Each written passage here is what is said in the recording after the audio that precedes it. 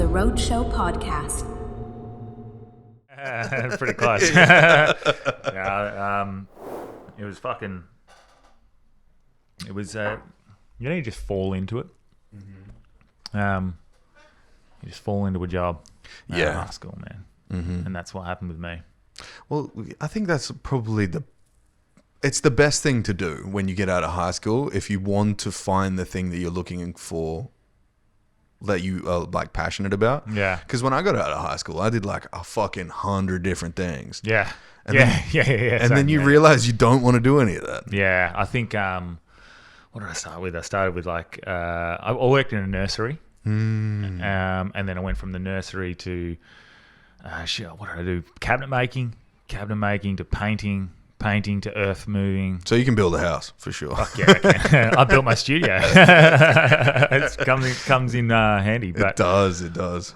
Painting, I don't know. I just, you end up like you're calling in sick. You're coming up with the worst excuses because you fucking hate it. Yeah. And then I fell into a job that was just like, it was okay. Like I could get through without feeling like shit every day. What job was that? With sheet metal fabrication, welding.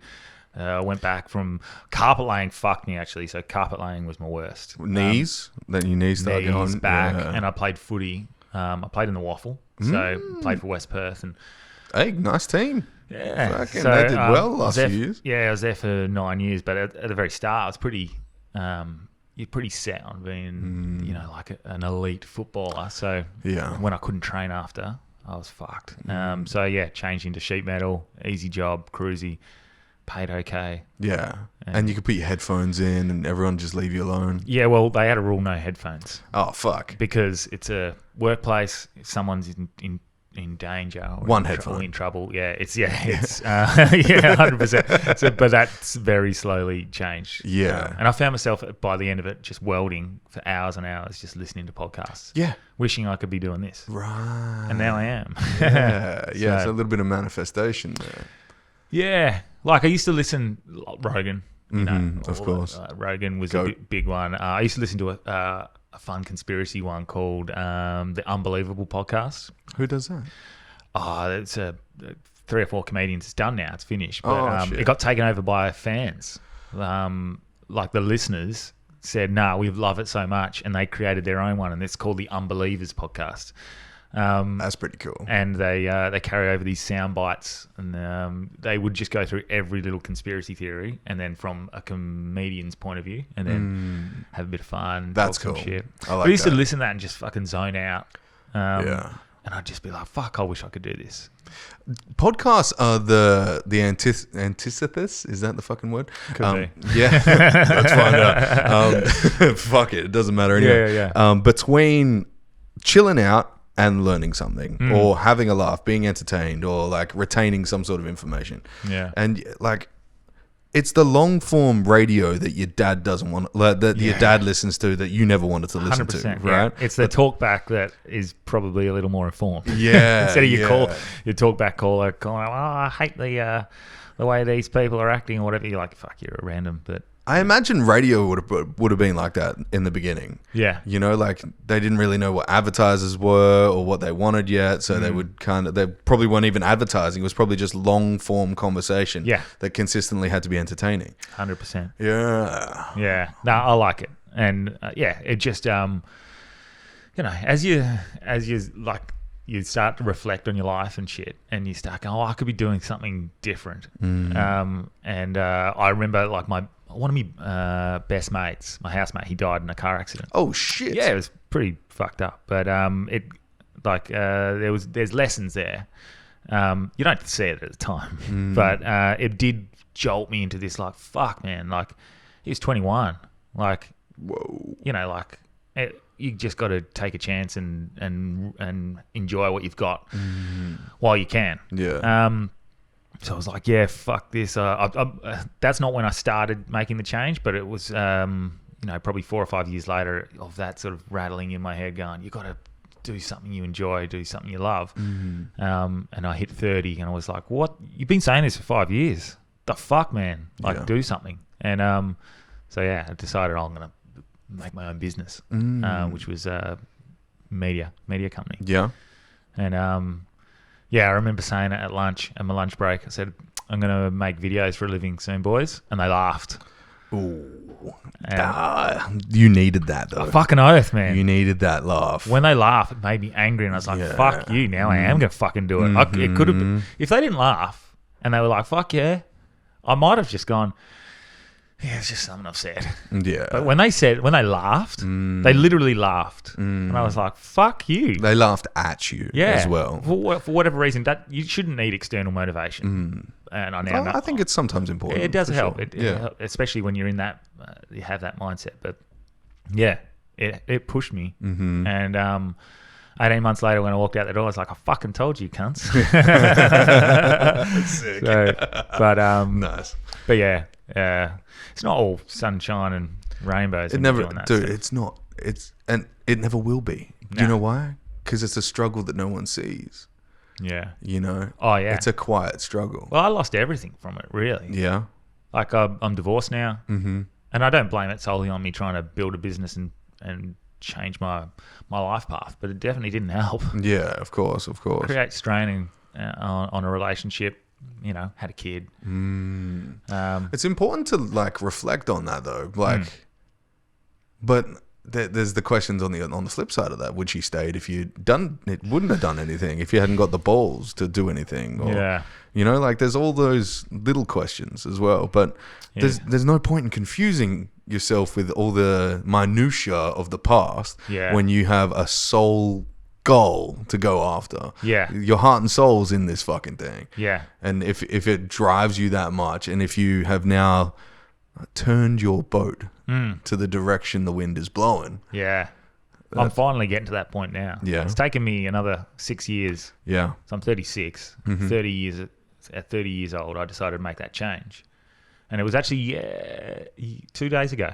It came up on my memories, 5 years since I handed in my notice. I gave notice, like a month notice or whatever, to my employer. Sick. So that was 5 years ago that I stepped into my business that I'd built on the side full time. And I still, the whole goal at the start was I wanted to be a documentary filmmaker or make documentaries. About what? Whatever I felt passionate about. Right. I had this idea of filming and making a documentary about my own journey to trying to chase my dreams and stuff like that. And I think the end goal was to interview Jim Carrey. That's good. That's a fucking good goal. Don't know. And I don't know why I set that as a goal, but that's what it was. And it sort of like just disappeared. Like in the process of building the podcast and building the media company. The 3-letter demon. Why? Yeah. You get distracted. Money became an issue. You're like, I need to earn money, so how can I have to prioritize that. So my clients became the priority and not my passions. And it wasn't until like a few days ago, I was like, well, the whole goal was to do documentary filmmaking, and you still haven't done it. And I 2 days ago just got off a Zoom call with someone I'm going to be part of a documentary that I'm making. He's over in America, and I'm just filming some stuff over here for some people that need to be interviewed. But it's just like the first step into going back into what I originally set out to do. So yeah, it's incredible. Like you have these goals and these visions, and then you just get distracted and you go away from it, which we all do. We all get distracted on the path. But you keep coming back. It's just reinforcement through consistency, I think. Yes. So yeah, persistence always beats resistance, and the resistance will always be there. Yeah. Because I've said this a few times on our pod, but like it's very easy to be distracted along the way, and like but being conscious of every decision you make, you try to be like but it's quite difficult because in the moment you'll lose your way. But I think the best way to get around that is to just consistently have daily reminders of where you want to be and the sort of person you want to be, and then live to those values, and I think everything else looks after itself. For you, what's a daily reminder? I've started journaling. Yeah. I put up a thing like, gay. Like people fucking look at it like, oh, you're one of those journalers are. But, the journaling has helped me reflect on what I've been doing. That's worked, what I've been doing that hasn't worked, some of the realizations I've been having. And it's that daily reminder of the person I want to be. Right. It's just re-injecting it. Like, remember, you wanted to do that. Are you writing down goals as well? Sometimes. Just whatever I feel like that Yeah. morning. Like, sometimes it's a few things I'm grateful for. I fucking like the gratitude journal. I don't like it because it's cliches, and maybe it's been over. What's the word? Over, like, it's like mainstream almost now. It's like it's become this cliche of everyone, like, their journal and their gratitude and their affirmations and stuff. But it's probably a cliche because a lot of it works. I think it's mainstream because more people are doing it, but it's a cliche because most people aren't. So they go, you're fucking journaling, you know. But it is important to get 100%. done. It's one thing that I've promised my partner that I would do, and I haven't done it yet because I'm putting it off. Like, I don't want to go down that path of reflection right now. Oh man, I'm in building mode, and if I look back, like, that's why your rear view mirror is this big and your windscreen's this big, right? Yeah. You want to look forward, Yeah. But when you look back, you're seeing like where you've come from, the patterns of your past predict your future, right? Yeah. So yeah, to a point. Yeah, Unless but yesterday's the past, right? Yeah, so you can break those patterns. Of course. It's fucking difficult. So like mushrooms. You got any? Yeah. Well, so that's a path that I went down, and I was always of the ilk that you can do the work. You don't need mushrooms as a cheat. Like, that's for in my head. Probably foolishly, I was like, that's for weak people who can't do the work themselves. Since changed my mind. We had a doctor on. He's the lead researcher on psilocybin and MDMA studies, specifically in how it affects PTSD and those sorts of, and depression and whatnot. And he was telling me a few things that really sparked my interest because I like the science sort of thing, but I had that spiritual side as well. And we also, in the same week, had someone who had suggested it from a spiritual sense, like go within and have this journey. And I was like, fuck, well, they're both sort of pointing towards maybe I should try this sort of thing. And I'd done mushrooms in Bali for fun. Like, it's not the same. It's not the same. No. So, normally you've incorporated alcohol in Bali as well. You're in a party state vibe. Yeah, like that's what it is. Well, I didn't quite understand what he was saying when it was like he was talking about something called the default mode network in our brains and how having the psilocybin can numb that within our brain. And so basically what that does is the default mode network is what runs the patterns that we sort of follow in life. And it's like when you drive to work or whatever, you sort of zone out. It's because your default mode network is sort of taken over. And it's you with the three fingers. Yeah, and without knowing too much, there's not a huge amount of research yet, and they started to get involved in it. And it's also I think Australia's the first country in the world to legalise it as a medication. Sydney, yeah. And there's only, as far as I'm aware, one psychotherapist that's been given permission to prescribe it so far. So it's early in its stages. But he was saying basically how's that though? You think about that, and weed's not legal. Yeah, I know. What the fuck, fucking dude? Nuts, man. But have an alkaloid, but yeah, don't touch the fucking green stuff. It's crazy. And we were talking about that, and he said like a perfect analogy is like when you have the mushroom. Imagine all the life patterns you have in the way you sort of live, like a snow field, and every time you're going down the snow field, there's a pattern where everyone else has gone down I guess the snow path. And when you have the psilocybin, it's like a fresh dump of snow goes over it, and you can set your own path. Now it's your choice whether or not you go back into old patterns and go down that same slippery slope, or you can completely reset the direction of your life. And that's the best way he could describe it from a science point of view, and that's as best as they understand it. But from my experience, there was a lot more than just science behind what I could see. I remember going into it like really unsure, and it's completely changed my life doing mushrooms. So your first time doing it in a shamanistic way, was it with a shaman? He's with a guide, I guess. Yeah, it's with a dude off the street. It was homeless guy. I won't say her name because of legal reasons, but she guided me through a whole experience, and it was a guided walkthrough. Whoa. And there was explain it to me. So there was a bit more to it than just here's some mushrooms. I can sort your shit out. Mm-hmm.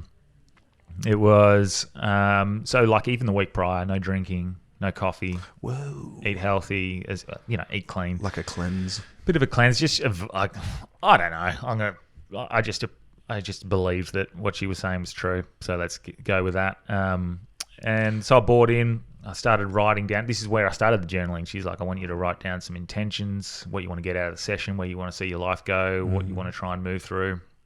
And so we did a bit of that. And then she asked me questions through the week. Did a bit of sort of trying to understand where I was coming from. Then on the morning, rock up, we have a bit of a chat prior.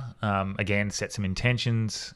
She's coming at it from a very spiritual point of view, not science. This is very much going into the realm of the mushroom sort of thing for her. It's the most beneficial way to do it, for sure. It felt quite good. I felt real safe.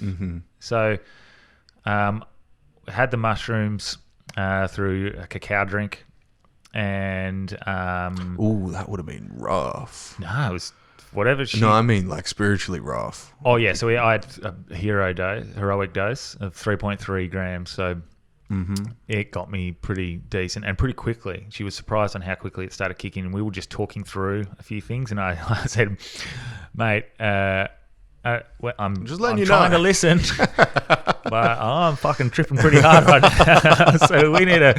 And she's like, okay, now we lie down. Yeah. Apparently, the cacao actually lines the inside of the stomach, and it doesn't allow for the hydrochloric acid to break down the psilocybin. Okay. Yeah. So they say to have that chocolate or cacao with it. Yeah, that's pretty cool.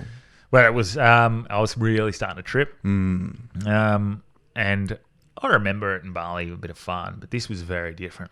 Could have been a different strain too. Potentially, yeah. I know that in Bali, most of the ones that you see with the black head and the white stem are penis envies. And most of the stuff that they get over here is like golden teacher and psilocybe cubensis. It was a golden something. Golden teacher, yeah. Nice long stem. Yeah. And it was, it started out with... It's funny because it's like it turned the 5-6 hours into like a section, almost like a school, like you have your first lessons, then you have a recess, then a middle lesson, your lunch, and then you finish off the day. Yeah. And that's how my whole experience went down, like a full day at school. It took you back to fucking childhood, dude. Felt like, it was fucking crazy, man. I remember, so they started kicking in, and she almost started like playing with my senses a little bit. So the music, tickling me, tickling the. So she lied me down and she blindfolded me. Right. So basically, it's just all black. But then I started seeing the colors. I could see the sounds around me. Wild. She was, this sort of maraca thing over my head, and you could see the points, the breaks, the fractals. It was sick. Things were breaking apart, and I was like, "That's what I'm talking about." This wasn't just such a serious experience. There was fun involved. They played with me. Yeah. And when I say they, I don't know who they are. But they played with me. They played with her as well, the guide. Like they had to entertain her as well, which was the elves. Yeah, whatever they were. Yeah, the little entities. That's what we call them. Yeah. The mushroom. And did they say anything to you? Yeah. Oh man, we worked through a lot. Yeah. They normally say to you what you are and what you don't want to see yourself as. So, well, I always get you're a pussy. We're at the start. When this was all happening, and I was holding back, all I wanted to do was smile. I felt like incredible. Yeah. I was like, this is so good. But I felt this like I was holding on to. I didn't want to show that I was so happy. I felt almost embarrassed. I was like, no, just take this cool, bro. But then I just sort of let go and go, no, this is incredible. And just a big smile came over my face, and I started to fucking enjoy it and seeing all the colors and everything broke down, and I could feel my body, and then. My face must have visibly changed, and she asked me what was wrong. So I'd started shaking and spasming a little bit, and I said, "I can see a devil." and I could see this devil, and it was like coming in and out, like floating around. And the best way I can describe it was almost like a skeleton, what do you imagine a devil to look like? Like, I guess maybe it was my Pamela Anderson. maybe it was my perception of what a devil would be, but Yeah. it's like just peering at me, just coming in for a look. And she's like, "What's it doing?" And it's like, "Oh, it's just checking me out. It's not doing it. It's not attacking me. It's just checking me out." And we sort of went through it, and she's like, "Do you want it gone?" And I was like, "Yeah, it's making me feel uncomfortable. I don't want it gone. I want it gone." And she's like, "Well, just show it love."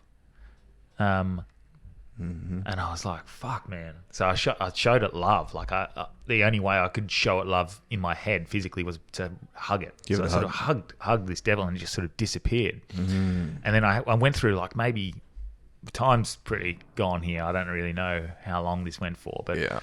this session would have gone for, let's say, an hour and a half of me coming across these devils, and every time I think I'm afraid, I had to keep on remembering, no, show it love to defeat it. Love, and you're not going to be able to beat it. You have to show it love and compassion.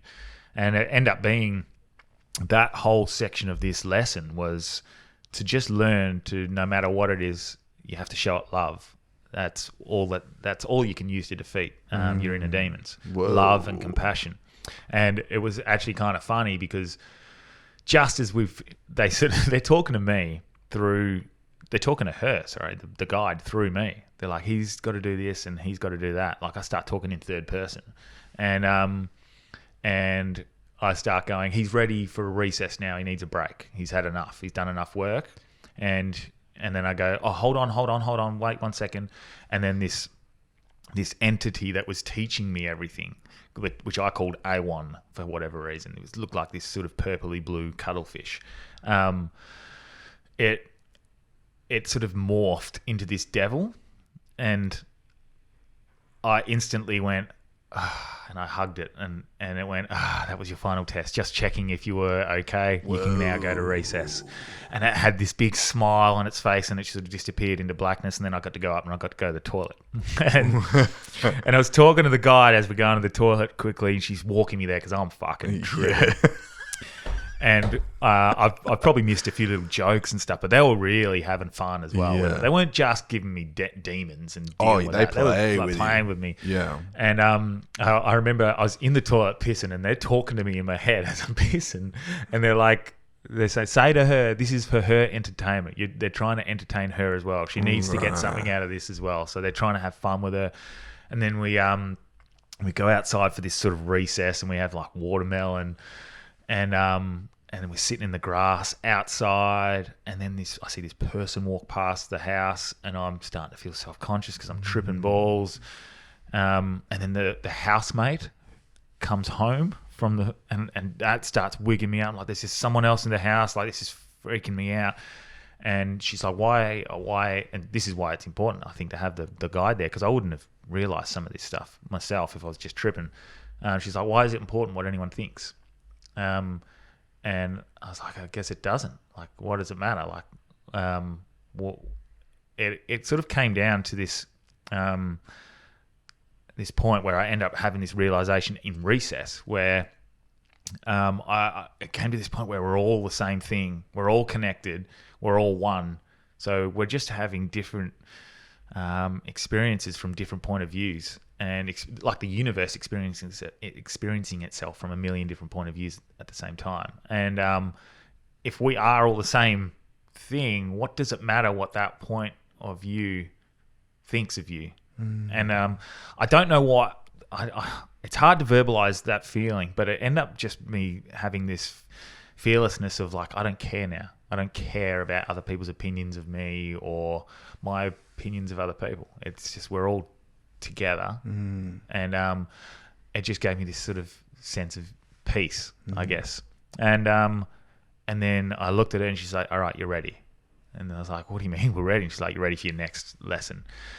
So fuck, okay. So we go back in the house. She blindfolds me, and I come across this like rose bush, like thorn bush, and in the darkness. Yeah, real dark. yeah, Like yeah. I can see behind the thorns. They're all they're all connected at the base of this pathway, and then coming across and blocking my way forward. And there's this path of light in front, like this pathway, and I can't see behind it, but it's sort of, I can tell it's where I want to go, and I guess it's where I want to go in life. Yeah.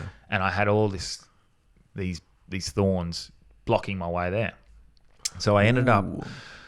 That's like the ego, right? The representation of ego. 100%. So we Yeah. started dealing with each of these thorns, and so like, my mum came up. My mum had gone through some recent stuff, and I had to deal with like some alcoholism that my parents had growing up, and traumas like one by one started coming up. So like I had to forgive my parents for drinking when they were young. Like I just had to let it go.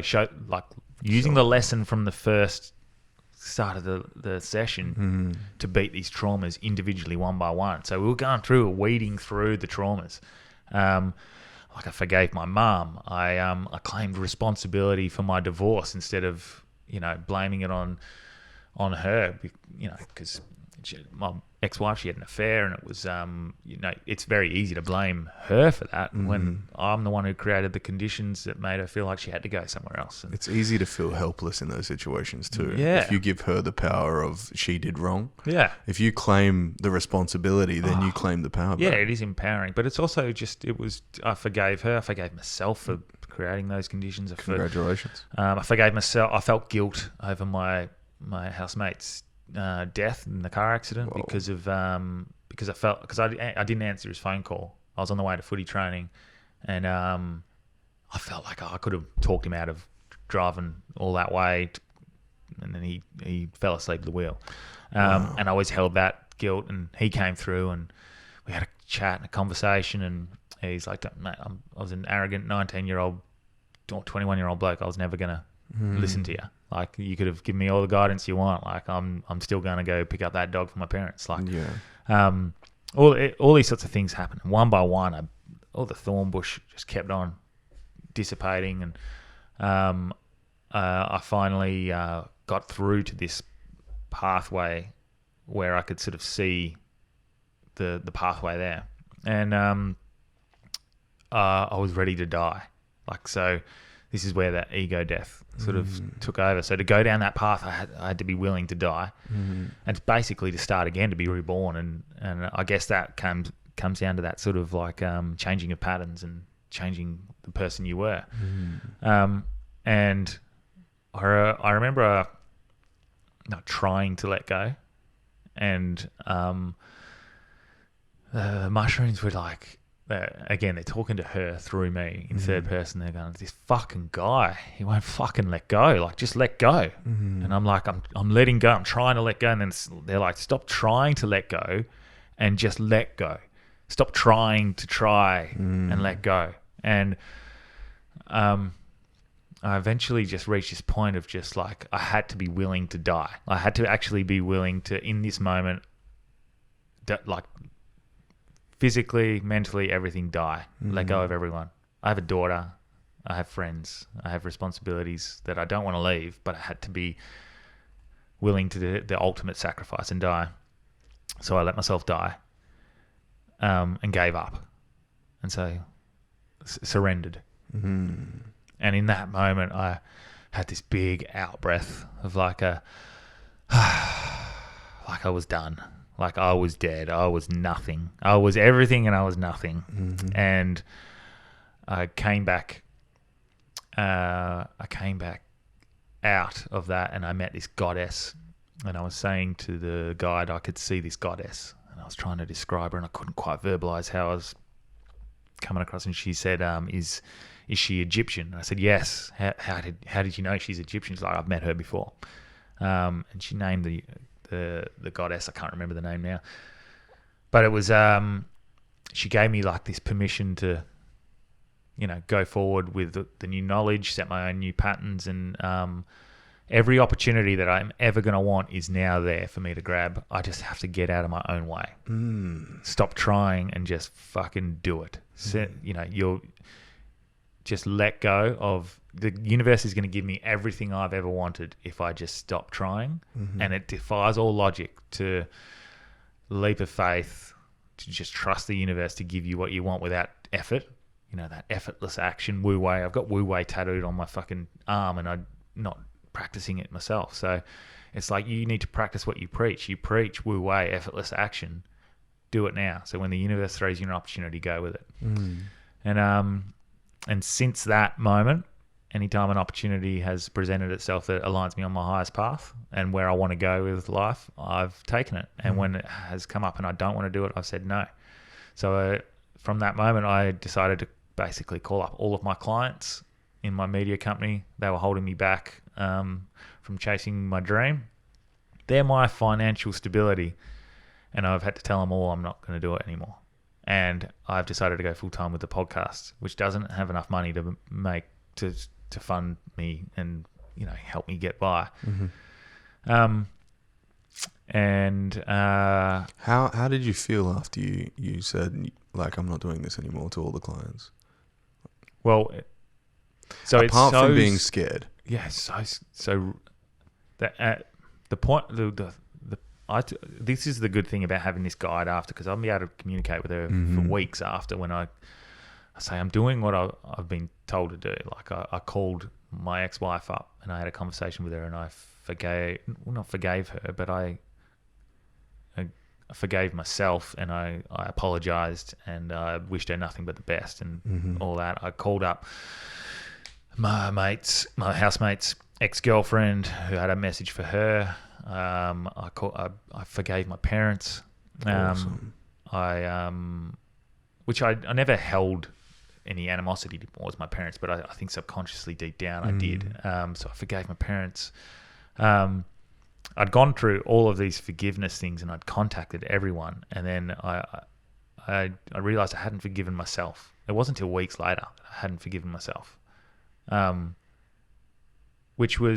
was the biggest one. I was like, well, fuck, how do I forgive myself?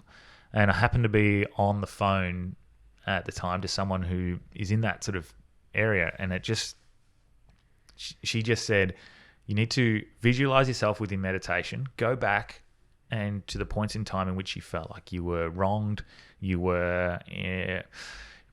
you did wrong by people, and just go back to them in those points of time, visualize it, give them a hug and say, it's going to be okay, you're going to be fine. And so I did that within the meditation, and I felt great. I went back to myself as a child in scary moments. I went back to myself as a young adult making silly decisions. And then I went through this final doorway at the end where I actually found myself in the future.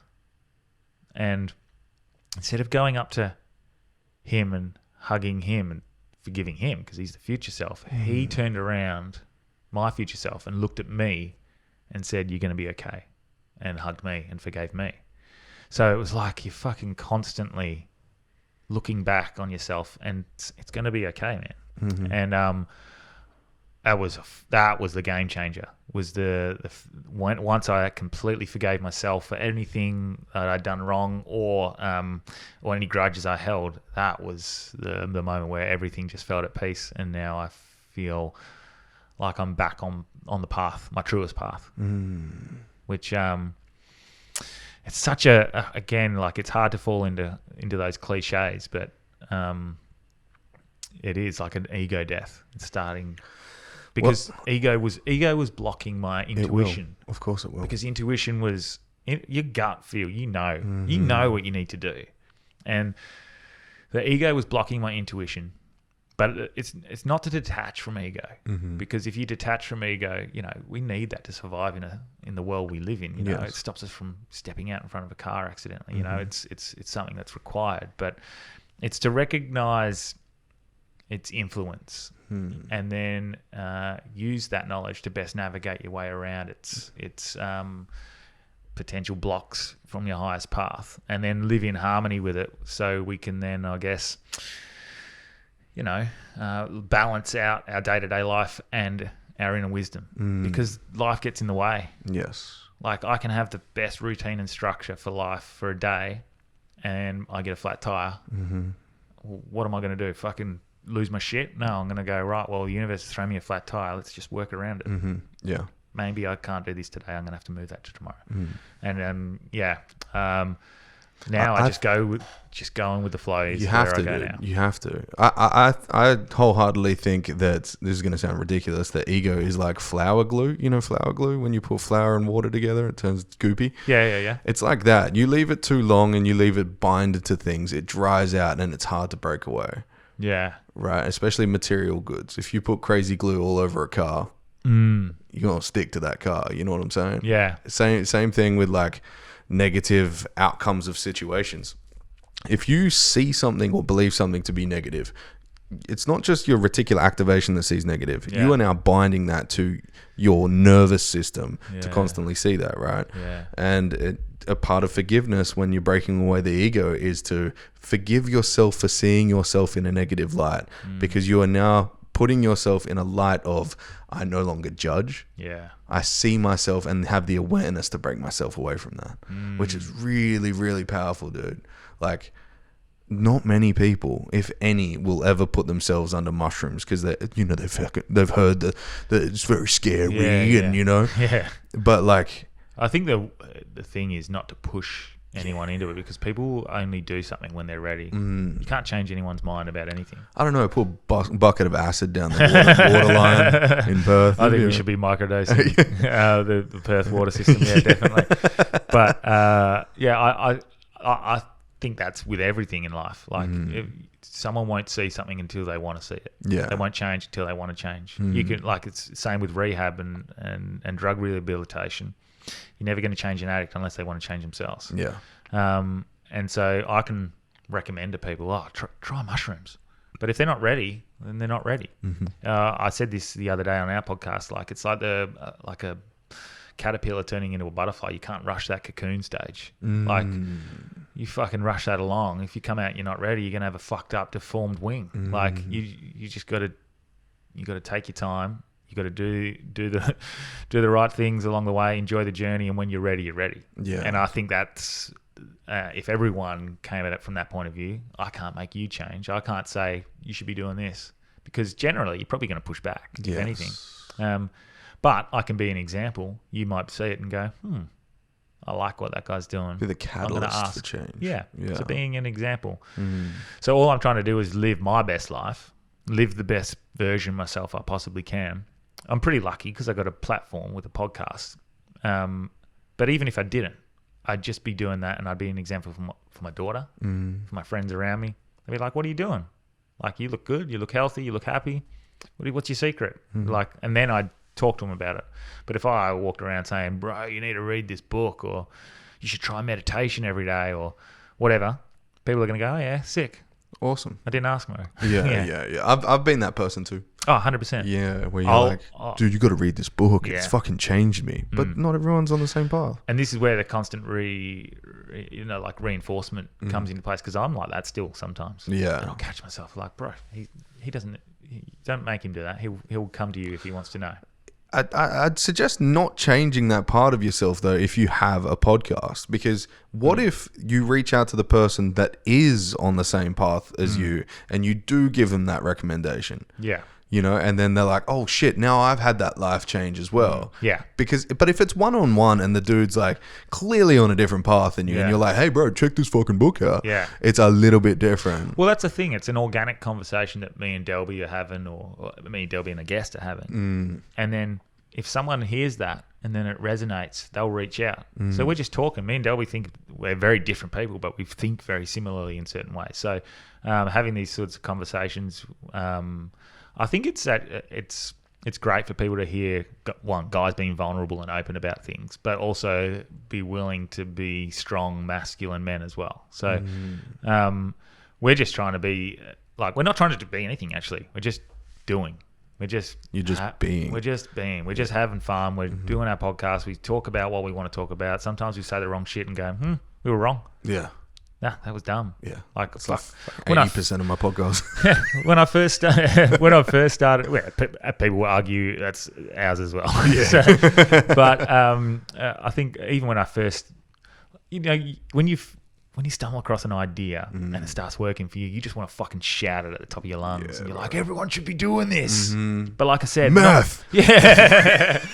not everyone's So ready. good. Not Yeah. everyone's ready. Yeah. And it's not right for everyone sometimes. Like when I first quit my job, I was like, everyone can do this. Some people aren't cut out to run their own business. Yeah. And then also, I'd preach this like, you should do it because you should, pursue, chase your happiness and stuff like that. And instead of just firstly trying to seek it within and realizing I have everything that I've ever wanted now.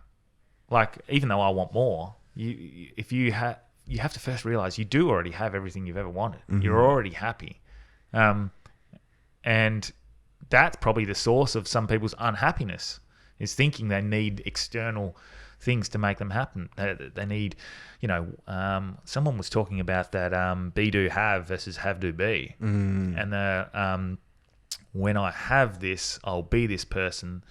Or was it, when I have this, I'll do this in my life, and then I'll be happy. What do they call that? Syntax? Mental syntax? Potentially. Yeah. But that's like, it's generally, I've adopted recently the opposite. So I'm going to be the person I want it to be.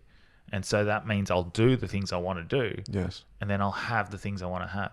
And it's a real big, it's not a logical way to look at things, but since I've adopted that way of thinking, I've just been so much more happier. I just wrote down the traits and qualities of the person I want to be and what that person would do. And I just do that. And it's been so simple since. It's a simple concept and a simple outcome, but it is life-changing. If you can do that, a lot of people can't do that. Well, it's not about easy can't. because It's about won't. Yeah. Yeah, that's the one. And it is the consistent reinforcement of those ideas. Like if I don't wake up every morning and then write in a journal, this is the person I want to be, I might not stick to those values and traits. And I might, act out of impulse and old patterns. And then in reflection go, fuck, didn't want to do that. But if you're constantly reinforcing it every day, it starts to become your impulsive decisions to act that way. And then you're constantly evolving and changing. So what I was thinking 2 years ago is completely different to what I'm thinking now. And that's where it comes back to just being present and in the moment. And fuck, we've touched on some shitty cliches with being present and gratitude and stuff, but that's all it is. Just all you can control is you. Yeah. That's that. I think that's the precipice of the whole conversation, right? Is like the understanding that you have more awareness and control at all times. Like even Gandhi still works on awareness. Yeah. Well, did. Is he alive? No. Yeah. Mahatma Gandhi's well dead, people. Who's the motherfucker that's alive at the moment? The dude that licks other people's tongues. Oh, what's he called? I should know this because I love Buddhism. What the fuck is that bowl fuck's Dalai name? Lama. Dalai Lama. Have you seen him lick the kids' Yeah, I've tongues? seen that. It's fucked. What the fuck? I don't know. I think he thought he was being funny. Did you hear about the fucked up. story where he let young girls sleep in his bed to prove to himself he wouldn't be able to touch them? Oh my God, no. Yeah. It's fucked up. Yeah. Something to do with power, man. Yeah. If you leave a dude being looked at for long enough, Yeah. he's going to do some fucked up shit. Yeah. Like with a little crown on. Yeah. It's pretty crazy. I was thinking just before, when you were speaking about demons, right? Yeah. How's that shit? Uh-huh. The reality of humans is that we are all creatures that need love. This is my idea where I was going with this. Yeah. We're all creatures that need love. The bad people you can identify need more love because they're out doing crimes. What the judicial system has created as evil, right? It's like, don't steal, don't do all that stuff. But if those people had, in my mind, more love when they were children, they probably wouldn't do those things. They'd probably give back more. And then you go a layer into what you are. You're a being that has 100,000 different versions of yourself at every single point. And you have been those bad people, whether it's in lines of thought, in lines of, look, you've ever like standing on, like stood on a train station fucking deck and been like, I could push this motherfucker right now. I've also not in a like a kill myself way, but you go, fuck, imagine jumping on. Counterproductivity, as Jim Carrey calls it. It's counterproductive. But yeah, like those things come in your head. Yeah. Those things come in your head, and at that time, you probably need more love. Yeah. Right. And it's just levels to it. And when you zoom out like a motherfucker, we are just stardust. Like Neil deGrasse Tyson says, we're made up of the same things as the universe: carbon, nitrogen, hydrogen, oxygen. It's those 4 compounds that make up everything. And we think we're important. Yeah. You know, but it is important to think that you're worth something. It's not important to think you're important. Yeah. As soon as you think you're important, you've bound yourself to that importance, and then you think you're a little bit higher than everybody else. Yeah. And I think it's important to consistently break that down through struggle, discipline, and everything else that you can find that'll break that down, like cold therapy and fucking 75 hard, which you're currently doing now, right? Yeah, 75 hard. What day are you on? 52. Whoa, dude. 52. Home so fucking. What's going to be hard is I go to Thailand in 2 weeks. How long are you there for? Just 5 days visiting my parents. Are you there for the end of it? Yeah. Oh yeah. 76, motherfucker. I think I'll be I think I'll be like day 68 to like 73. So it's like right at the end, like, so I can't. Like, it's my discipline, man. Yeah. You can't let that go, bro. So this is the thing. I try to do routine without rigidity. Yeah. So like we talked about before, like something happens, life gets in the way. Yeah. Just have fun with it. Yeah. You can't do the certain things that you'd be able to do, but you could still do disciplined things. Yeah. Like you can't fuck a lady boy, but you can go and do Muay Thai. Well, there's weed over there is illegal, so that's not part of the 75 hard. Isn't it? No, just alcohol. It's just alcohol. Yeah. It's are you looking for things to, like, is that what that is right there? Are you like, you didn't say? You didn't say. No, it is. It's more about discipline. Yeah, of course. It's about going, right, you've got 2 45-minute sessions of exercise to do today. I don't care if it's walking. I don't care if it's running. I don't care, whatever it is. Yeah. You can't go play golf for 4 hours and go, I've done my 45. No, it's got to be exertion. You can go for a walk and it's fine. You can stretch and it's fine. It's specifically setting aside 45 minutes to do something that's active. Yes. And exercise. One outside, one inside. Whether it's strenuous or not. Yeah. Yeah. And so you can't just cheat and go play golf because you'll cover them both in the thing. That's nothing. Because I said, I used that example to a mate. I was like, I'm going to get both me 45-minute sessions. He's like, no. That's not how it works. That's not how it works. Yeah. Like, when are you going to do your exercise? And I was like, well, you're claiming walking's 45 minutes for 45 minutes is exercise. And he's like, yeah, I'm setting aside 45 minutes to walk. Yeah, okay. It's the discipline of actually doing it. Yeah. Drinking 3 gallons. 45 minutes of drinking. Drinking 3 gallons of water, no cheat meals, no nothing. And I feel fucking incredible, man. What's like a normal meal for you now then? You set a diet, and mine's I just eat a 80-20 diet, which is like 80% fucking good shit, allow for about 20%. So my diet hasn't really changed, to be fair. Like, I eat pretty clean regardless. Yeah.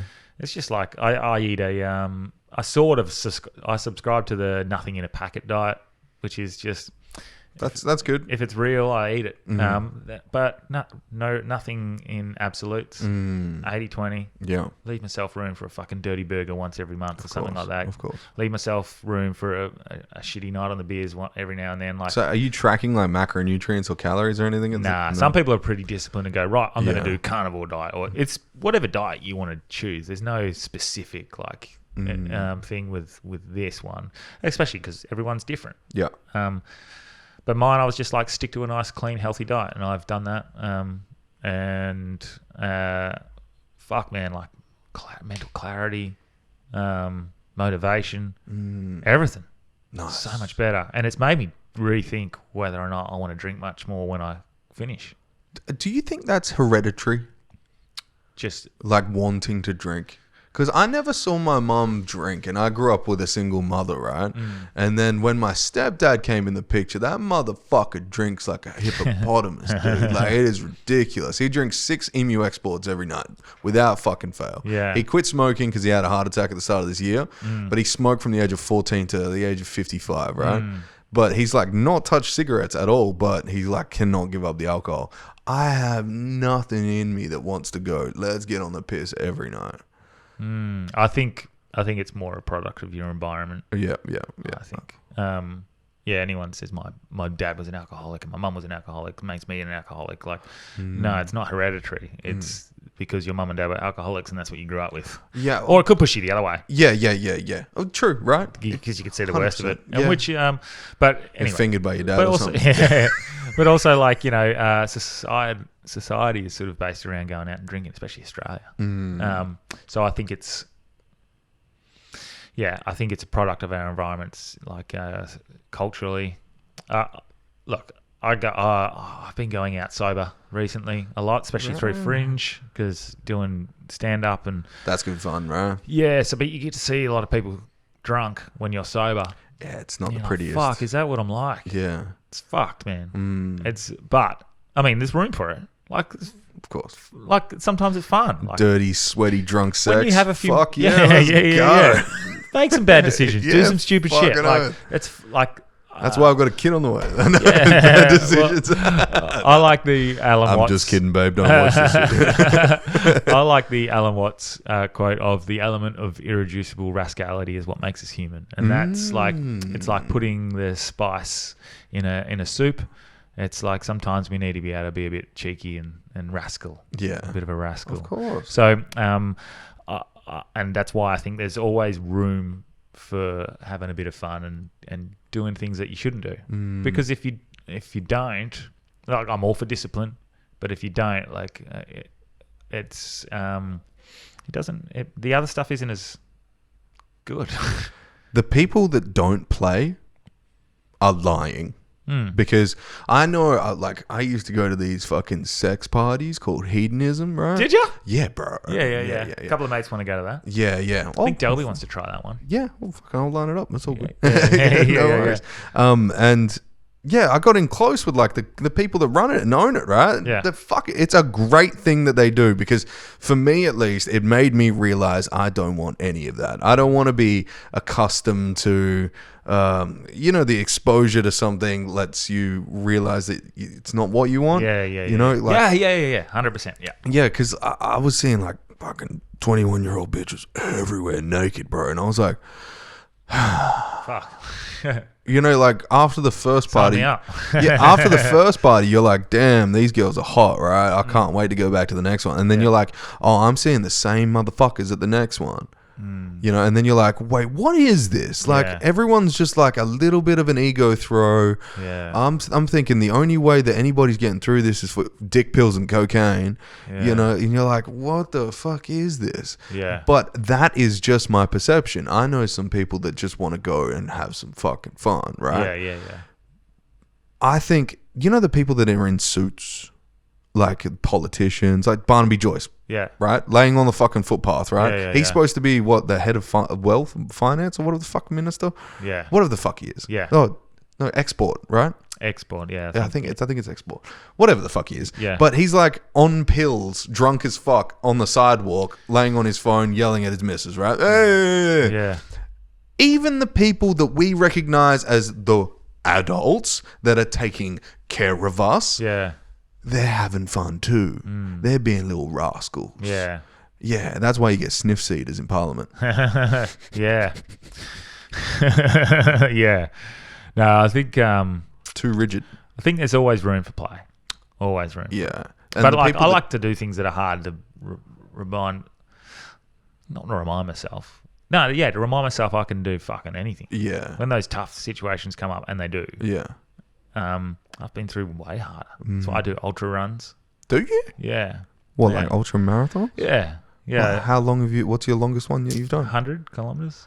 Kilometers? Yeah. Yeah. What are you, fucking David Goggins, bro? What the Fucking stay hard, motherfucker. Stay hard. Stay hard. Yeah. I after I finished footy, I'm like, you sort of, I started blowing out a bit. Like you lose your drive. Like I was playing amateur footy, had no drive to be my best, just sort of float around. And I didn't like that. I needed something. I replaced it with the media business, and I put everything into that, and that was my drive to be the best. But then your health starts to deteriorate, and I was real proud and of my health, and I just liked being healthy. It felt better, and it's just practical to have it to be as productive as you possibly can. So I was like, I need something to motivate me to keep fit and healthy, and so I was like, I'll just sign up for an ultra marathon. I'm like, just sign up for an ultra marathon. Yeah, I was like, well, you got to train for that, so might as well fucking little goals. You can't just rock up to an ultra marathon and do it. So you got to train. So it'll motivate me to keep fit. That's what my thought process was. But I didn't train, and fuck, dude. So I was like about a week out. And business had been tough. Like I'd been like trying to balance life and having a kid and all this fucking shit. I think COVID. I think we're just in that like period where like uncertainty about that. I didn't want to get vaccinated. Did you get it? No, I stood strong. And like with all this sort of like all these pressures. And then the week before, I found out my wife was having an affair, and it fucking rocked me, broke me. Like I said, I've already claimed responsibility for that myself, creating the conditions, but did at the time. It fucking broke me, and I thought, well, I was going to give up and just not do this fucking run. But were you looking for any excuse at the time? Yeah, 100%. I haven't trained. Like I'd verbalize it. I'd put it out there. I'm going to run this 80 kilometers. I said it on the podcast. I put out clips I'd raised $3,500. Fuck, dude. For Beyond Blue. Like, I was like, I got to do this for my brother who's got some depression and mental health problems, and I was like, oh fuck. I mean, I'm still going to run this for all those reasons, but I think I'm going to run it for myself now. So I rocked up. I think the furthest I'd ran was like fucking 9 kilometers. And it was an 80-kilometer ultra marathon through all terrain, hills, soft sand, beach, cliffs, water, like the lot. In Perth? Margaret River. And the rapid ascent ultra marathon down there, and just was like, yeah, fuck it. And I started running, and I got about 28 kilometers in, and I was like, oh, you fucking dumb cunt. Like, you idiot. What are you thinking? You are going to fail. Like, I'm not going to finish. Yeah. And I was like, well, let's just get to that 50. There's the next aid stations at 50 kilometers. If you get to 50 kilometers, that is fucking epic, man. Well done to you. There's no shame in pulling out after 50 kilometers. So my brother was meeting me, who lived in Bunbury. He was meeting me down there at the third aid station. I didn't do any prep. Like I didn't have like drop bags where you can leave all your hydration and stuff. I sort of just rocked up, man, with a backpack full of water and ran. Like it was. Did you have any like salt tablets or anything? Yeah, I got them like the day before. Like I didn't know what to do with them. Like one of my mates, Corey Green, shout out from Athletic Institute. He gave me a bit of a hydration plan to stick to, and I didn't know what to do, so I was just eating and drinking whatever he told me to do. Yeah. Which was fucking incredible. It worked. I didn't cramp up, but I got like 50 Ks in, and my brother met me there, and I was like, I'm sorry, man, I'm fucked. Like I can't do this. I'm broken. I was fucked. I haven't trained, and I just run across like 9 kilometers of soft beach sand, and I couldn't move. Those are I'd lost 3 toenails already. How long did it take you to run 50 Ks? I can't remember what the time for that would have been. Would have been 6-7 hours, somewhere like that. Dude, that is wild. And then, right, because you think about like half an hour at 100 kilometers an hour. Yeah. Right. That's what you did. You ran that. So then my brother was like, just wait a little bit, see how you feel, and see what you can do. And I was like delirious, and then I just hit a point where I was like, nah. Well, if I can get to the next one, that's at 69 kilometers. Hey. It's at 69 kilometers. That's only 19 kilometers away. Fuck it. I'm just going to walk. I'll do whatever I can to get there. Imagine getting to 69 kilometers. And so I did it. I ran, and I somehow got there in another 3 hours, 3.5 hours, or 3 hours 20 or something like that. Mm-hmm. And That's a big day of running, dude. yeah, and I was like, well, fuck, I'm there. I'm like, it's only 13 kilometers to the end. It's 82 kilometers or something like that. Okay, right. They and lied to you. So I was like, sun had gone down. It's dark. Whoa. I started at fucking in darkness, and it was finishing in darkness, and my head torch, my lamp blew, so I couldn't see. Oh no. So I had fuck all battery on my phone, so I was running around with my phone was nearly dead, and then I come across someone who had a torch who was cramping, so I sort of walked with them. Somehow I got to the end. I have no idea how I got to the end. Finished the finish line. My wife and kid were meant to be at the finish line, and obviously they weren't there. And I was like, ooh. Nobody saw you finish. But one of the most incredible achievements of my life, and no, like what? I mean, There's a little test for you. Like, I had the most incredible sense of achievement that I'd ever had, and I had also the most incredible sense of loneliness. You had no one to share it with at because that the time. guy who I'd finished with, he went off and hugged his family, and it just really like. Oh, that's a kick in the fucking nuts. Yeah, and I just happened to have a sucks. mate. Like, I was like, I can't even drive to my brother's. Like, how am I gonna I haven't thought about this at all. It's so stupid, man. Called my mate who happened to be one of my best mates. Happened to be in Dunsborough with his family. I said, can you come pick me up? I'm just gonna stay with you guys tonight. I'm fucked. So I just sat there in my car, charging my phone, waiting for my mate to pick me up. And I was like, you've just done the most incredible thing you've ever done. And what does it mean? It's nothing. And it ended up being, it was just for me to prove I could do it, you know? And that's amazing, though. I couldn't walk the next day. Like, How many? like, couldn't walk down curbs. Like the curb. Did you like sit in like a magnesium bath or anything after it to recover, or? Yeah, I can't even remember. Like, I couldn't get out of bed. Oh no. You would have had spinal compression and everything. I literally had to grab onto shit to pull myself out of bed. To get into a car, I had to pick up my leg and put it in the car. Did you have pins and needles? Nah, but it was It's just pain. a lot of pain, man. But then I realized I could fucking do anything, man. Anything.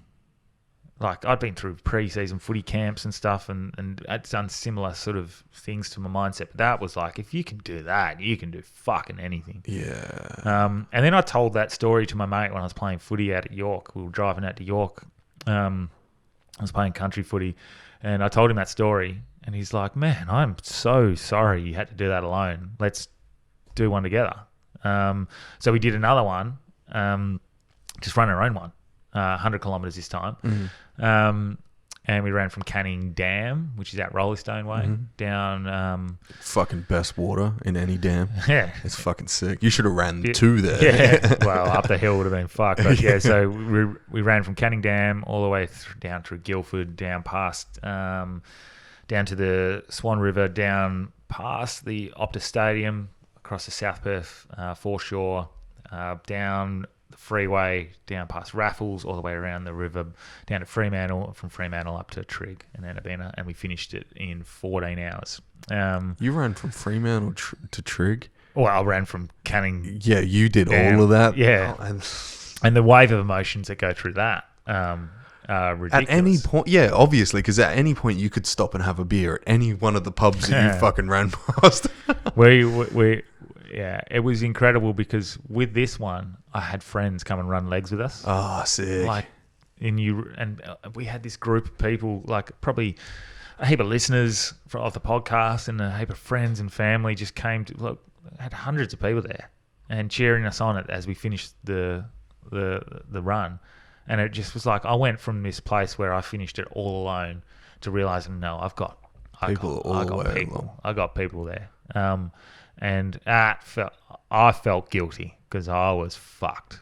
Like, I couldn't raise my head, man. Really? And I just felt this guilt of like, I'm not giving these people have put their effort in to come and, cheer us over the line, and I can't even fucking say thank you. So were you more fucked from the second one? Second one was easier because the terrain was easier, even though it was longer. But By the end of it, the fatigue was way worse. Right. Fatigue and we collapsed. Like he was going through some ups and downs. He could run a lot faster than me by the end, but I finished and I was fucked. I couldn't move. My left arm had gone numb. Thought I was having a fucking heart attack or something. And I looked over and he's having a beer and he's fine. I was like, fuck you. And then roles reverse. I came okay and he's like on the ground and getting looked after. And it ended up being like my brother just took me home and put me on a couch and I didn't move. I woke up where I fell asleep. Once again, you were feeling the pain of like the muscle soreness the next day. It's just like I think if you're gonna keep doing this, do like a lukewarm magnesium bath with like 10 kilos of salt in there. Yeah. Because it'll if you're binding up, you know that like what is it fucking called? Acid. What's it called? What's the acid that binds up your muscles? Folic? I don't know. I don't know anything. You know when you fucking... lactic acid. Yeah, that shit turns to glue if you leave it, right? Yeah. So if you have one of those massage guns or something afterwards... Yeah, I went for a walk. I was running 3 days later again. Whoa, you crazy motherfucker. The 80 kilometre was like probably 3 months before I could run without pain. Damn. But the 100, I was running... I trained a little bit more for the 100. Not perfectly, but for this one, I'm going to train really hard.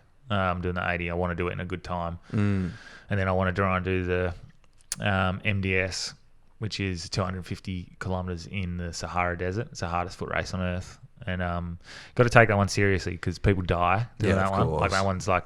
That amount of exertion with that amount of heat and dryness. Dehydrate. Like people die. Yeah, of course. And it's pretty hectic. So I'll take that one very seriously. I'm thinking about doing it next year if I can get in.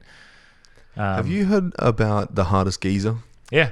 Wild, right? Well, even bigger than that. We just had Tim Franklin on the podcast. Do you know who that is? No. He's running around the world, not just Africa.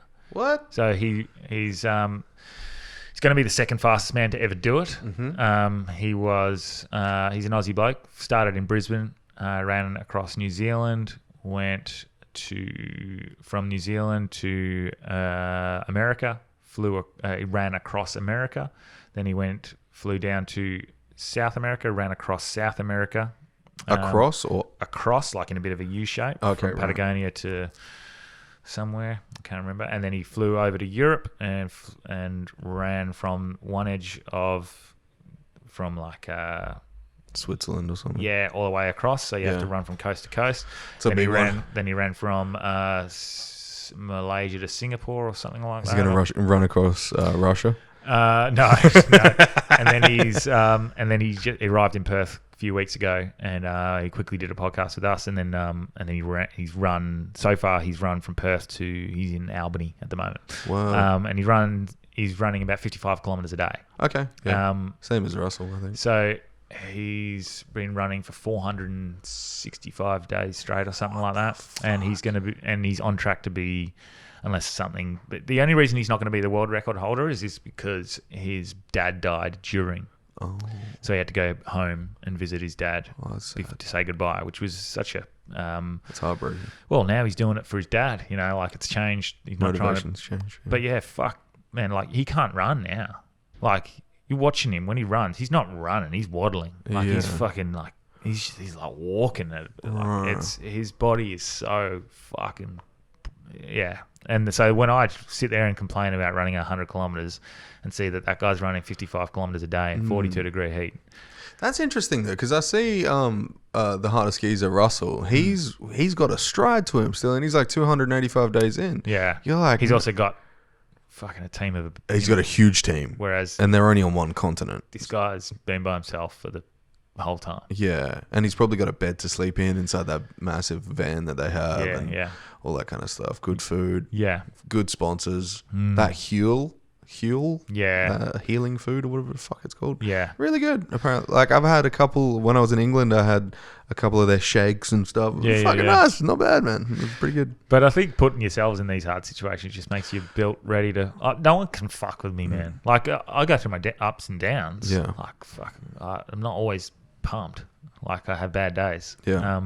But the only reason I can get through those bad days easily or easier is because I've been like, oh, I've done harder things than this. Yes. That's important to have. Like going through a divorce, like as much as that's not great, I can now go, oh, that was pretty challenging. Like these challenges that I'm having now with a business or something like that, or some girl that's not texting me back.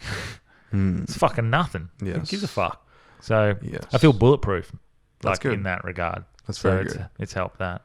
I think with divorce, that's a because you get with someone and you hope that it lasts forever, right? Oh yeah.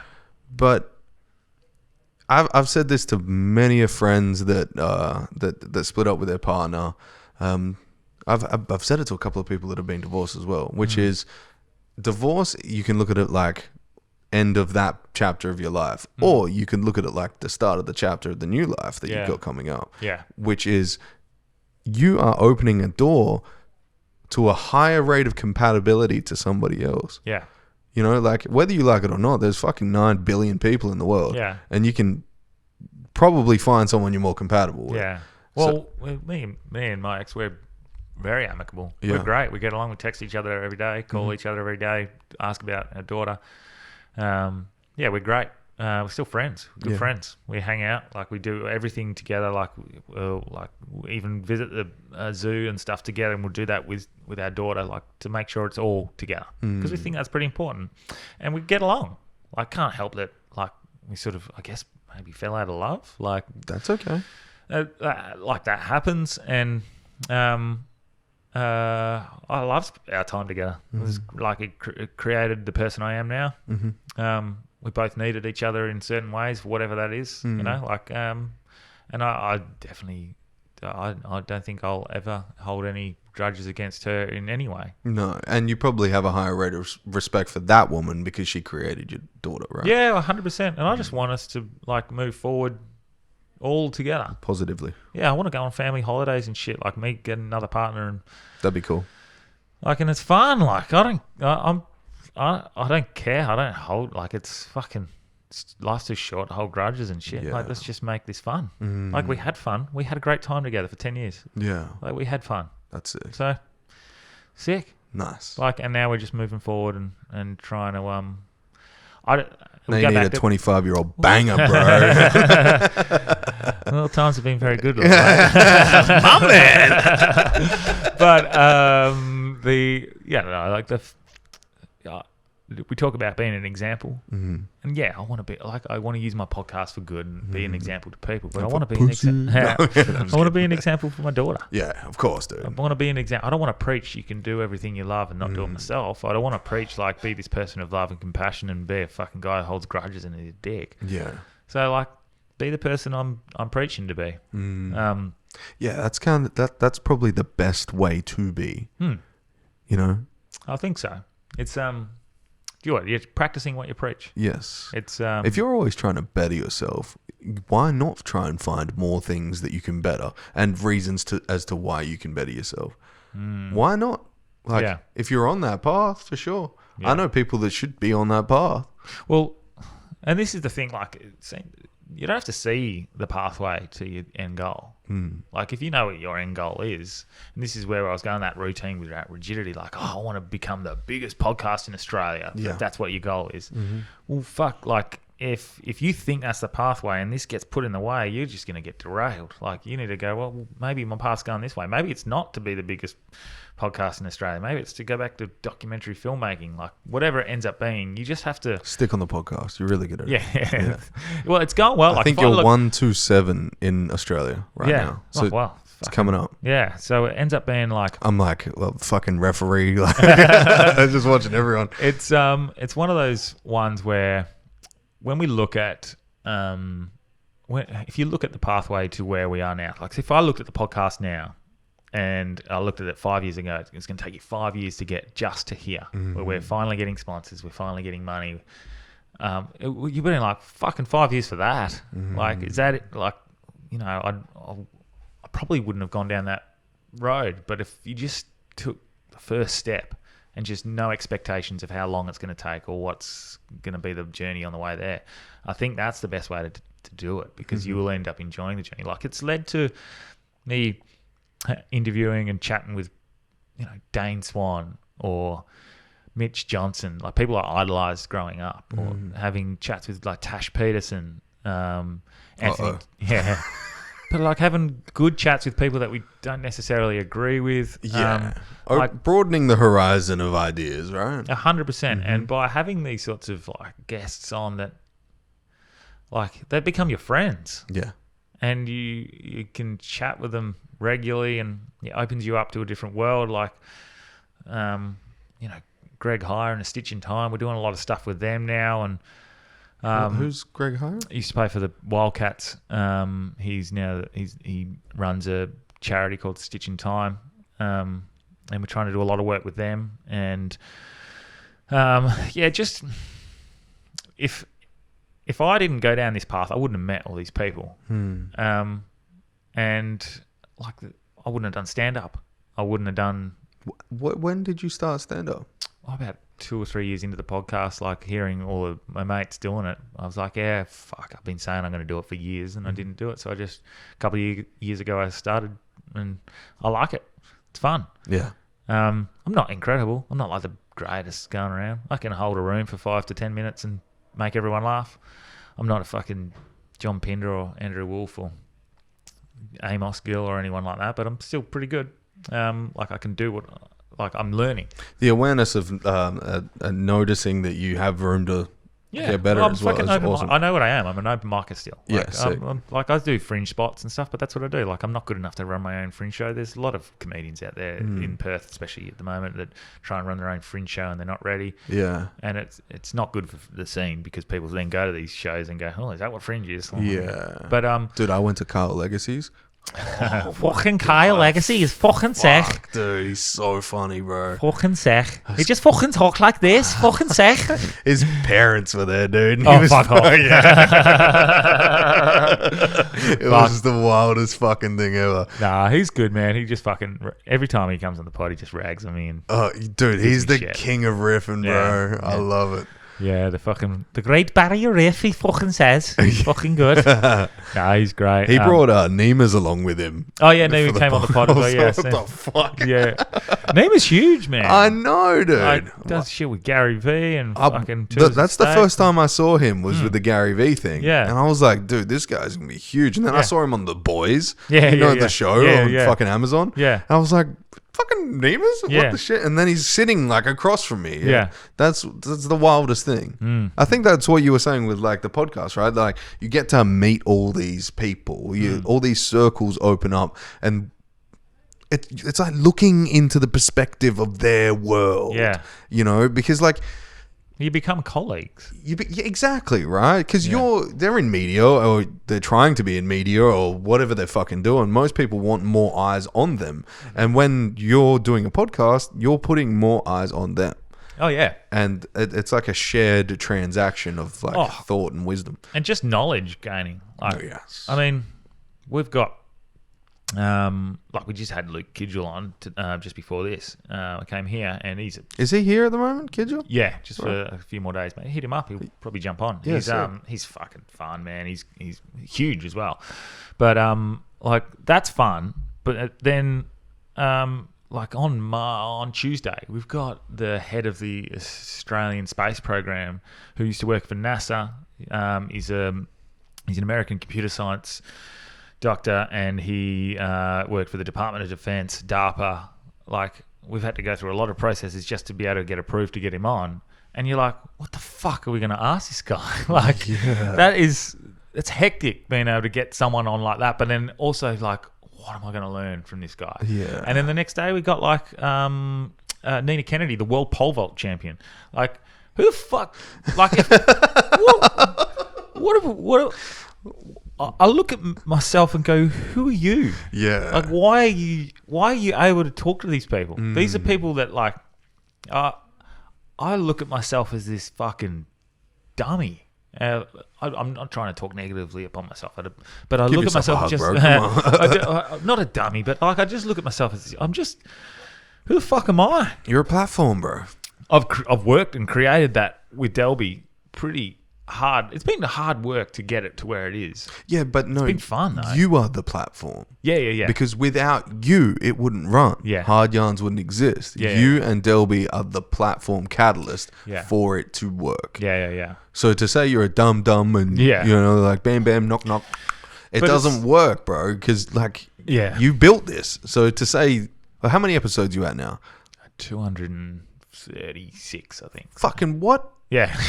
How are you going to get 236 episodes doing no work? Yeah, exactly. You had to become the dude to create 236 episodes. Yeah. And so, like, you're getting these sorts of people on and you get worried because then people start listening and the platform's getting bigger. Mm-hmm.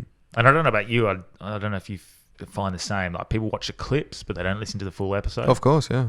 Or dramatically less listen to the full episode. We still get some good listens, but not what the watches and the views are on the clips. Yeah. Because they think it's the best parts, the most juicy parts. Yeah. So they're like, oh, we don't need to hear it. We saw the whole take on that one clip. And you're like, no, there was so much more. But it's very scary, and you forget. You're being quite vulnerable putting your whole life out. Like, I'm fucking honest. Yeah, so same. honest and vulnerable. I went through my whole divorce on there. I like went through like panic attacks. I went through everything vulnerably. And you see someone maybe that you know, or someone that you've never met. Like, been happening a lot lately. I enjoy it still being recognised and people coming up and say g'day. Yeah. I still like that. I don't know if I will after a while, but I still like it. But The bigger you get, There is the more privacy you want, apparently. there's a little more of like this anxiety of like, you know everything about me and I know nothing about you. And I don't know if you like my opinions. If Stab.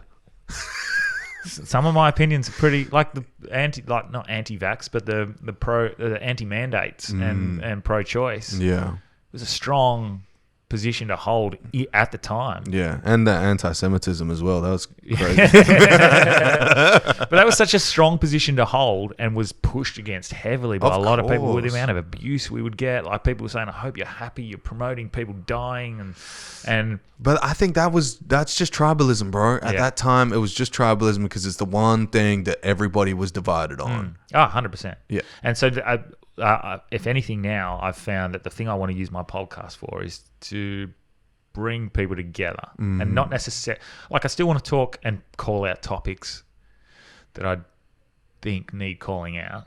And I still want to have fun with guests and stuff like that. But I want to bridge a gap between people. I want to go, right, okay, I don't agree with this person. Let's get them on and let's have a chat. A nice, good, open dialogue. Yeah. We've done it before. We did it with Tash Peterson. I was a vegetarian at the time as well. Really? I've since done carnivore. We had Chafee on. Chafee's sick. You just had him on, I think you said. Yesterday. For number 100. You're 101. Oh, sick. Yeah, Chafee's fucking awesome, man. He's a sick guest. Yeah, I think, like, I don't even know where I was going with that. What was I saying before that? We got them on. Just having open ideas and... disagreeing with people. Disagreeing, yeah. Yeah, so But disagreeing in a, like, positive way. yeah, we had Heidi Anderson, who's a fucking legend. She's an absolute legend. She's a bit of she's a body positivity Oh, God, is she advocate. fat? She's overweight, yeah, and she preaches the body positivity stuff. She's a fucking legend. Yeah, But we yeah. came on and we talked. Legends about, can be fat, bro. we Look talked- at Buddha. Yeah, and we talked to her about. We talked to her about, like, no, we don't think it's healthy. She would preach that it's healthy. That was Right. our issue with it, and we had a great conversation with it. Just because we disagree doesn't mean we don't get along. Yeah. and I think that's what we need. Did more your of. mind change at all? No, because we Never came at it will. from a health point of view. Of course. Well, yeah, I definitely don't care about On a self-esteem point of view, Yeah. feel the way you want to feel. If you feel good, Yeah. go for it. Yeah. But just know it's unhealthy to be overweight. That was our exact point. Yeah. It's like, we're not gonna, like, fuck, don't we're not going to ever say that someone's a dickhead for being fat, or like what was annoying us was like this Lizzo's this fucking fucking amazing tuba player, but fuck. saying that she's a great role model. Look, Yeah. maybe her mental resilience and her strength and the way she is as a person. Yeah, well, I'll cop that because fuck yeah, like I don't think so. be bold and proud. She but made like, one of her dancers deep throat a banana. Yeah, like yeah. what the fuck? But you know what I mean? Like that stuff is like we like to have these conversations. They And call I it think- deep throat because they wouldn't swallow it. They're all fat as fuck. I think people need to Fruit do ill. it more often. They just need to talk to people. And I Yeah. said this. I've been talking about this lately, and it's just listening. And this was part of the thing that person I wanted to be is. I think the truest form of love and compassion we can show each other is to listen, whether we agree or disagree. It would be to listen and respond in a well-crafted way. Respond appropriately, but honestly. And it doesn't, it doesn't mean we have to agree. But when you truly listen to someone, you put your phone down and you pay attention, and you're giving them your full attention. I think that is the truest form of showing love and compassion. I agree. I think Bus listening. stop conversations. You know, you have to get on this bus Yeah. because there's not another one for 15 minutes, Yeah. but you have a racist next to you and all he wants to do is talk to you. Yeah. And you're like, okay, hold on, let me just listen. Yeah. And then you find out he was in the fucking war. Yeah. And then, you know, all this kind of stuff. Yeah. That's why we were given one mouth and two ears, bro. We're supposed to fucking talk 50% less because we have double the ears. I love that quote. It is true. And I've definitely been guilty of it in the past, just sort of like listening to respond instead of listening and then responding. I heard a quote yesterday, and this goes back on goals, what we were talking about earlier, and I think it was Chris Williamson said it on the Joe Rogan Experience, I right? love Chris Williams. And he said the goals that you said were going to make you happy, you've already achieved. Yeah. Yeah. Bro. Mate, and it does. It kicks you in the ass. You're like, fucking, what is it? Like six years ago, I wanted to do this, and this. I've done that and way more, and I'm still not happy. Well, I am happy now. I've come to that realization. It comes full circle. But Yes. I think that's where you have to come to the realization. It's not about getting somewhere to be happy. It's about being happy and working your way towards it. No, happy's the wrong word. Happy's the wrong word. Being... It's not the pursuit of happiness, it's the happiness of pursuit. It's just being present and just and taking everything as it is. Yes. If it's a good situation, it's a good situation. If it's a bad situation, feel that, move through it, and then act appropriately. They say if happiness is your destination, it's very little you'll find it on the journey, right? Never. So, like, if you're not happy and you see happiness on the horizon, you're always going to be chasing happiness. Yeah. But if you flip it and you see the journey as the thing that's the destination, you're going to be happy on the journey, which is... that just comes down to, like we were talking about at the start of the podcast, which is just a higher grade of awareness. Look at where you are. Look at what you're doing. Look what you've done. Yeah. And then find where your happiness lies. And if it lies in where you need to be in the future, don't go. Find it where you are. No, I like that. Definitely. The path is never set, mate. It's It never is, dude. Oh, one question before we fucking wrap this shit up. yeah, of course, man. Where'd you come up with the Hard Yarns name? That's such a sick fucking name. Well, so the podcast started just me, and it was called the Real Fake News Podcast. Yep, and the intro music was Donald Trump on loop going, fake news. Really? Fake news. We're here to fight the fake news. Oh, shit. The fake news media. And I made this synth fucking music and overlaid it. And Oh, no. it's pretty funny. And a week later, I got a cease and desist from another podcast in America called the Real Fake News Podcast. So I had to change it to Branchy's Fake News Podcast. And then a couple of episodes in, I got Delby on as a guest. Yeah. And then I think 4 or 5 episodes later, I got him on again. And I was like, we go really well together. We work off each other well. Can you bring in a comedian every now and then, and I'll just have you as a regular guest? And he's like, yeah, sick. And then after about 10, 15 episodes, he was on every episode. And I was like, well, we might as well just do it together. But I feel bad at being called Branchy's fake news podcast. So let's think of something else. And he came because it started out as looking at everyone's sort of, journey to, fulfillment, which is in hindsight now pretty ironic because I feel like I've come full circle to a point where fulfillment's already within and it's enjoying the journey, not the journey to fulfillment. Sick. So it's kind of ironic that that's how it started, but that's what it started. It was like the hard yards, doing the hard journey to get to it, putting in the hard work. And he's like, well, we can't call it the hard yards podcast, can we? That's a bit too football-y. But we're sitting there like we're yarning. So it's a play on words. So he loves a pun, man. Delby loves a pun. If you get him on, I got to have him on. Fucking loves a pun. Does he? And he's like, how about the hard yarns? And I was like, initially, I was like, I don't know. And then, but I think anything, the first time you hear it, it's like repetition equals recognition. Yes. Now it's just we're the hard yarns. Yeah. Like we're the yarns. Like that's what it is. Yeah.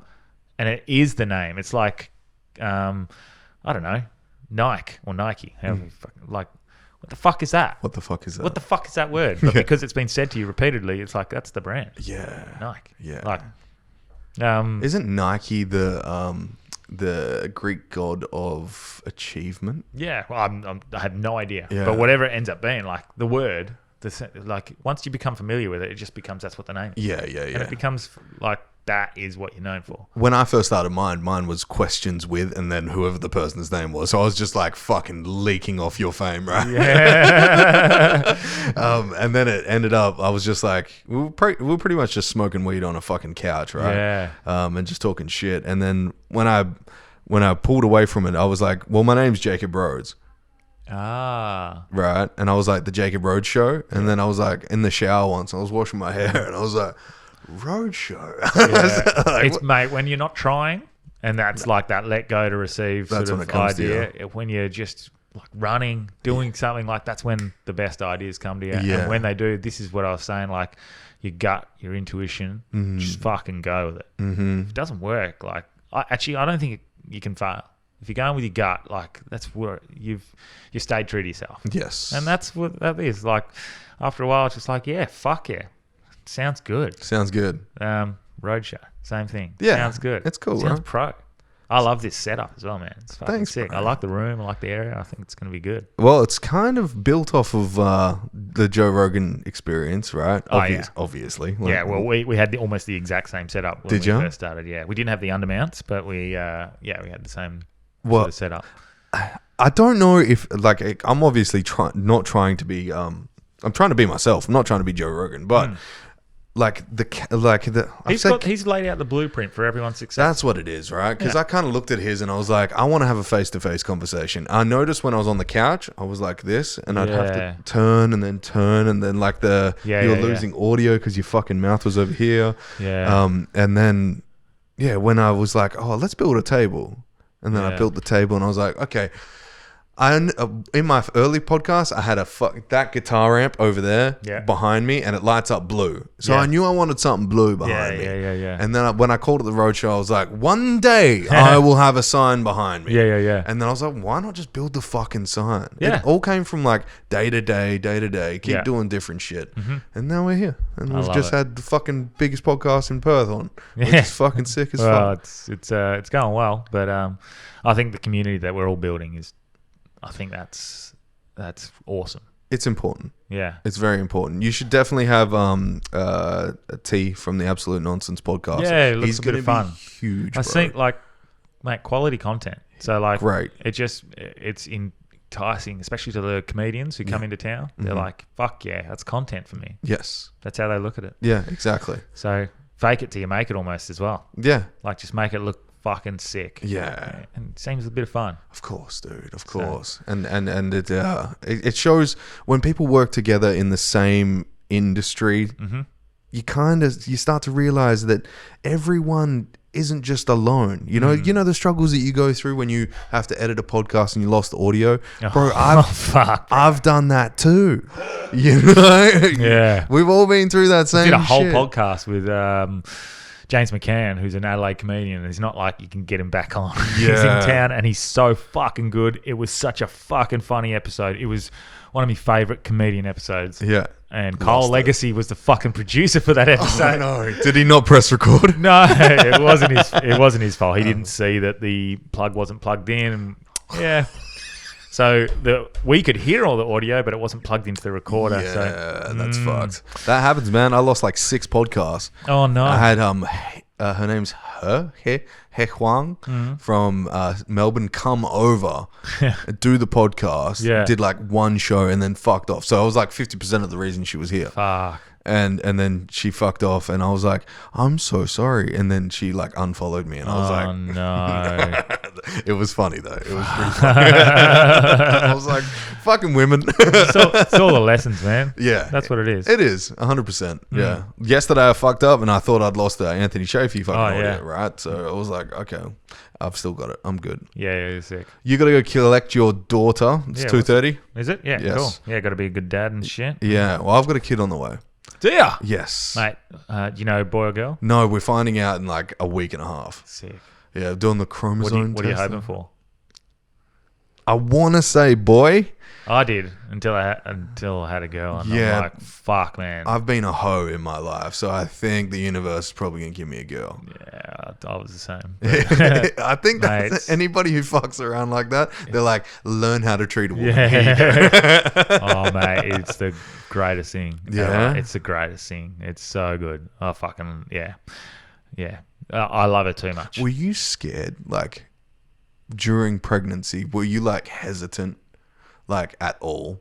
Because like I'm being a dad. Yeah. Oh fuck yeah, man! You're never ready. No. Wait till it happens, and then they like, here you go, fuck off. You're like, figure it out, idiot. What do I do, man? Like I put her in a baby seat in the car, and like I drove home, and I was like what am I meant to drive differently? Like what the fuck am I meant to do, man? Like you just learn on the go. Right. You just like, and have you got friends around you with kids?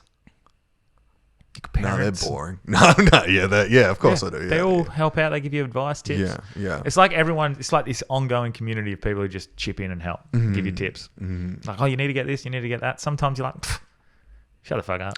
My mate had it the worst. He had a missus. She had 3 boys she had 2 boys when he met her. She was already pregnant when he met her. Gets in a relationship. She has 1 other boy, and then he has a son to her. So she has 4 boys. Yeah. He's looking after all 4 boys. They're all calling him dad. Awesome. She dies in a car crash. And then like, what do you do? He's like, I don't know how to, like, what am I doing? I don't know. Fuck, I'm not a dad. Like, I literally just got thrown into this different scenario. But now he's killing it, you know? Like, he's like top dad ever. Well, man, it's scary. You go through doubts. Am I ready? No one's ever ready. No one's ever ready. Yeah. I don't give a fuck what anyone says. No one's ever ready to be a parent. Okay. That gives me a little bit of solitude. You'll be fine, bro. Yeah. All right. Sweet. So, all right. Ladies and gentlemen, this has been The Roadshow. Branchy, thank you so much for coming down. Sick. Check out the Hard Yarns podcast. It is the best podcast in Perth, in my opinion. Thanks, bro. For sure. 100%. Yeah. I like how you... anyway, I'll talk to you off. Ladies, bye. Take me home.